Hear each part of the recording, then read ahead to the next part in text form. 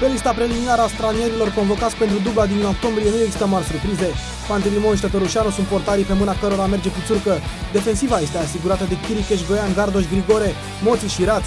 Pe lista fundașilor Pițurcă l-a pus și pe Gabi Tamaș, dar jucătorul lui Watford tocmai s-a accidentat grav într-un meci de campionat și va fi indisponibil cel puțin 6 luni. Românul legitimat la echipa din Championship a suferit o ruptură de ligamente în partida în care Watford a remizat 1-1 cu Bournemouth. Pe lista stranierilor convocați se află mijlocașii Hoban, Pinturi, Torje și Maxim, precum și atacanții Stancu și Marica.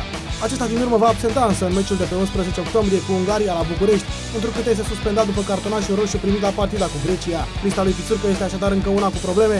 Selecționerul va anunța însă lista finală pe 3 octombrie, urmând să se decida apoi și asupra jucătorilor din campionatul intern. După duelul cu Ungaria, tricolorii vor juca pe 14 octombrie la Helsinki cu Finlanda, într-un alt meci extrem de important al preliminarilor pentru Euro 2016.